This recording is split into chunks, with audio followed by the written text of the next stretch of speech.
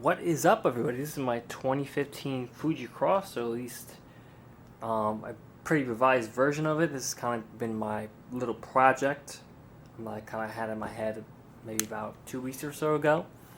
And I wanted to really see what this platform is capable of. You know, I just recently got my Giant TCR, and I really wanted to kind of play with the concept of a flat bar road bike, which this is. As you can see, the flat bar here with ODI grip, I really wanted to convert this to flat bar. It just felt more comfortable to me, felt more of a mountain bike kind of platform.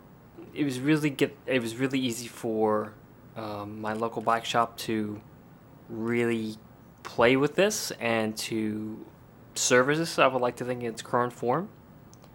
You know, removing the drop bars and everything else. Moving the handlebar tape, putting the race face handlebar in, and the stem in. Ease of service wise is way easier. But the main thing, as you can see here, is it has SRAM Apex access on it. There's the battery right there. That's my fingers pointing to. And that is connected to the pod shifter that's on the handlebar right over there. I'm not sure you can see that, but it's like right there. I'll get some better shots of it. Bike has various cable stops, as you can probably see. There's one right up above the seat tube, and there's most of them are on the top tube. There's one there, and there's one there. And those were for the brake cables and shifting cables, as well as the casing to house them on side. And I really wanted to have a bike where I would just lose the function of those cable stops. I really wanted to go wireless. I'm glad I did. Thanks to my local bike shop, Wooden Wheels, located in Newark, Delaware. They helped me out selecting a number of parts for this bike. That being, one of them is the Wolf Tooth 40 tooth chainring that's on there right now. That's compatible with the Shimano crankset, as well as the the time pedals that are on this bike. And I've definitely been converted into a time person. I didn't like the design of the Crank Brothers egg beaters that I've had for a little while, so I wanted to switch it up, so I went with time. And also, one other thing I almost forgot to mention, the bottom bracket is a Wheels manufacturing bottom bracket. That's how I was able to fit the Shimano Tiagra crankset on here. It originally came with the FSA bottom bracket as well as cranksets, but those were flimsy in comparison to the Shimano Tiagra crankset that I have on now. Brakes, I'm using the factory BB5 brakes, along with new casing to wrap the brake lever up. And those are still the Origin 8 brake rotors, 160 up front, 140 in the back. That's the setup I've been using for a little while. I think these rotors you can't find on the Origin 8 website, so I'm kind of glad that I still have them. But anyway, once they wear out or begin to make noise or get contaminated, if I do happen to come across that issue, probably switch to TRP or something like that. Here are the factory Vera Corsa wheels. I'm looking to swap these out to go tubeless. Currently, they are running tubes at this moment, and they are rolling on WTB Nanos.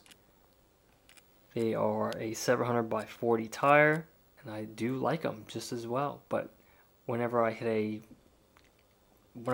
not on gravel, more of on a rough type surface, more of a cross-country kind of surface, I do feel the tire hug the rim quite well. It's almost like the tire is bottoming out onto the rim. So I definitely want to change that, get a wider rim with a tubeless setup to help alleviate that issue. So there's the race face 60mm stem along with the Fuji top cap, along with the controller, as SRAM calls it. This front view of the bar. I forget how wide this is. I think it's like a 740mm bar, along with the Avid brake levers.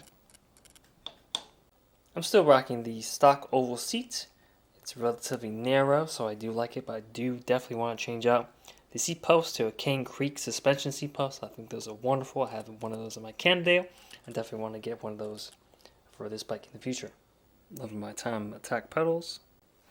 Alright, I'm going to post a screenshot of the geometry of the bike here, as well as the spec notes on this bike as I've ridden it a couple times already.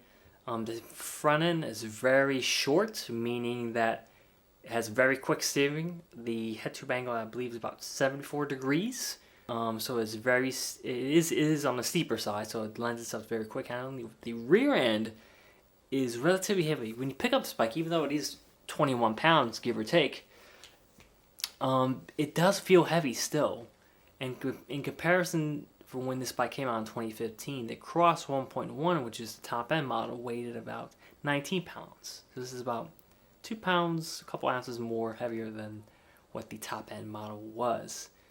Hopefully with some upgrades, this bike may become a little bit lighter, but I think most likely in the future it's actually going to be a little bit more heavier to lend itself to a more comfortable ride, which I do want to do. I'm not racing this bike really. This is just for pleasure. This is just for fun.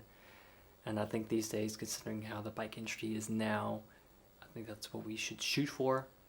At least we should shoot for fun, more affordable bikes that lend themselves to more comfortable ride, in my opinion, rather than racing. But granted, if you have a couple race bikes on your stable, you probably have a couple fun bikes as well. So I guess it really depends on the user in the end. And again, I want to update these wheels to a more modern wheel set. I believe FSI makes a wheel set that has end caps that will fit this frame. This is a 100 millimeter front and a 135 rear, so it's not a modern 142 rear. So, come on, it's 2015, so what do you expect? But I did what I had, and I got a little creative and came up with this idea kind of in the middle of the night.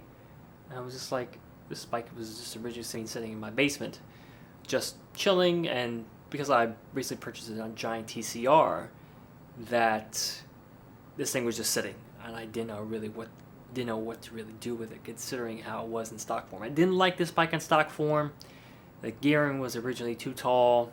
It had a 52 chainring on there, smaller rear cassette, drop bars. I was just like, this is not really a gravel bike per se. So I rode this mainly on the road for a number of years until I got the Giant TCR recently.